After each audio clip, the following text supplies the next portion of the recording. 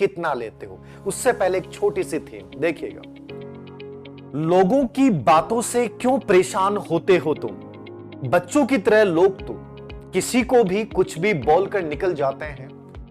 जब हालात बदल जाएं तो लोगों के बोल भी बदल जाते हैं। कोशिश करें कि वो हालात बदलें, और हालात को बदलने के लिए अपने अंदर की जो ऊर्जा है उसको एकत्रित करना पड़ता है। तुम्हारे साथ उल्टा होता है, तुम अपनी ऊर्जा को लीक करते हो। याद रखना, ऊर्जा एक ऐसी चीज है जिसको हमेशा संग्रहित करना चाहिए, इकट्ठा करना चाहिए, ना कि लीक करना चाहिए। जब भी ऊर्जा लीक होगी, याद रखना नुकसान केवल तुम्हारा होगा। शुरुआत करें न्यू एजुकेशन पॉलिसी की। क्या है नवीन राष्ट्रीय शिक्षा नीति 2020? एक ऐसा बिंदु जिसने वर्तमान भारत के एजुकेशन ढांचे को बदलने का पूरा प्रयास किया है। मुझे कई बार लगता है, कई बार क्या बहुत बार लगता है, हिंदुस्तान को विश्व का गुरु कहा गया।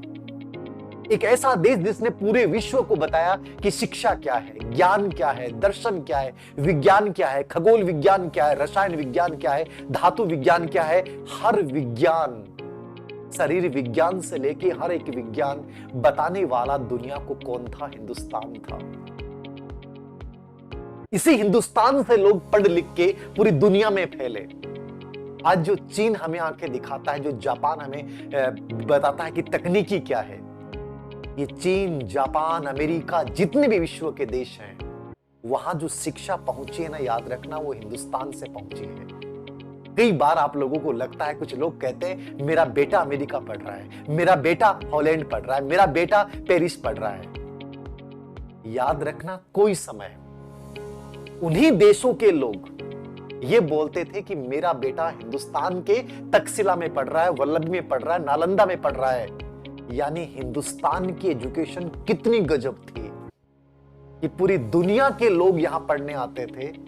बड़ी अजीब विडंबना की बात है कि पूरी दुनिया को नागार्जुन देने वाला, गार्गी देने वाला, मैत्री देने वाला, अपाली देने वाला, वराह मिहिर देने वाला, ब्रह्मगुप्त देने वाला, रामानुजन देने वाला, चाणक्य देने वाला, चरक देने वाला। हिंदुस्तान की शिक्षा क्या इतनी खराब हो गई कि जहां लोग टीचर बनने के लिए पेपर चोरी करने पे आतुर हो गए? क्या हमारी शिक्षा संस्कार इतने कमजोर थे? जहां चाणक्य ने चंद्रगुप्त को खड़ा करके यूनानियों को देश से बाहर निकाल दिया और पूरे देश को एकीकृत कर दिया, उस देश की युवा पीढ़ी पेपर चोरी करके शिक्षक बनने का अरमान पालने लगी। उससे बुरे हालात इस देश के क्या होंगे?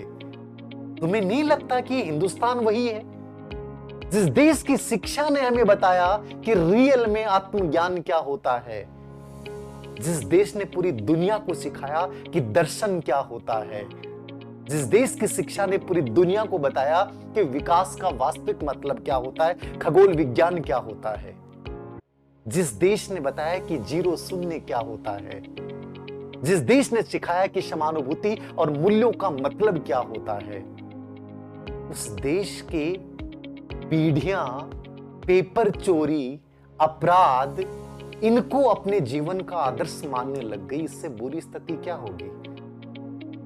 कई बार लगता होगा और सिहरन पैदा होती है कि देखिए क्या हालात पैदा हो गए।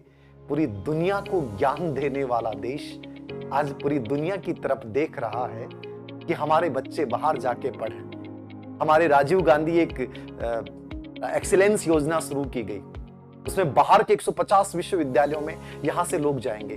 क्या तुम्हारे अंदर इतनी बुनियादी क्षमताएं कमजोर हो गई? क्या तुम लोग अपने अतीत को भूल चुके हो?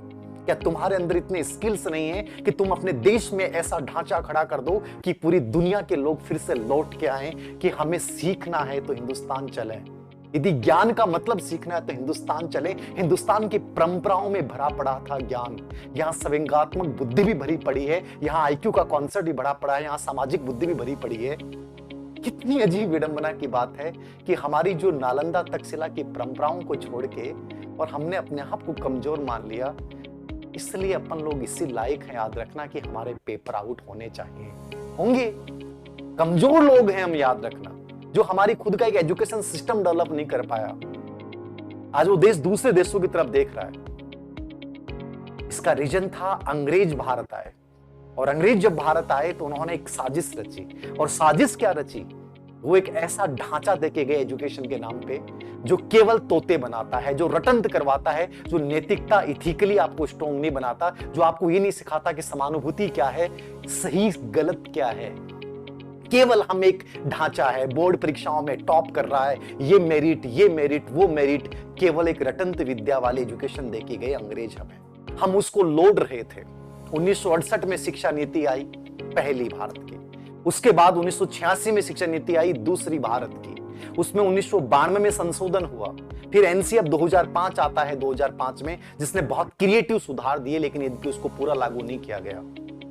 और वर्तमान सरकार द्वारा ये भारत की तीसरी एजुकेशन पॉलिसी लाई गई, जिसे आप न्यू एजुकेशन पॉलिसी बोलते हैं। क्या है नवीन शिक्षा नीति? ऐसा क्या है इसमें कि फिर से एक उम्मीद जगती है? क्या भारत फिर से ज्ञान का केंद्र बनेगा? क्या भारत अपने बच्चों में वो संस्कार पैदा करेगा जहां पेपर चोरी की नहीं सोचेगा, जहां वो तार्किकता की बात करेगा, जहां समानुभूति की बात करेगा, जहां राष्ट्रीय नैतिकता की बात करेगा? या भारत की शिक्षा वही रहने वाली है जहां पेपर चोर पैदा होंगे, पेपर चोरों को संरक्षण देने वाले नेताएं पैदा होंगे, यानी अवसरवादिता पैदा होगी? ये आज की न्यू एजुकेशन पॉलिसी में तुम्हें देखना है कि क्या न्यू एजुकेशन पॉलिसी क्या प्राचीन भारत के उस गौरव को स्थापित करेगी, या केवल एक दिखावा है? क्या न्यू एजुकेशन पॉलिसी में उन मूल्यों की बात की गई है जो नालंदा और तक्षशिला में हमने सीखा है, वल्लभी की परंपराओं में हमने सीखा है, या सिर्फ नॉर्मल है? याद रखना, कंप्लीट चर्चा कर रहा हूं न्यू एजुकेशन पॉलिसी पे। क्या आप लोग तैयार हैं? सुनिएगा। आप स्टूडेंट भी नहीं है तो भी सुनिएगा न्यू एजुकेशन पॉलिसी क्या है। न्यू एजुकेशन पॉलिसी का एक बैकग्राउंड बताया है मैंने। भारत विश्व का गुरु था, लेकिन यह अलग बात है कि अंग्रेजों की नीतियों से एजुकेशन का ढांचा इतना बिगड़ा कि आज हमें न्यू एजुकेशन पॉलिसी 2020, जिसमें भारत की जड़ों को जोड़ने का फिर से प्रयास करने का प्रयास किया गया है, ये है न्यू एजुकेशन।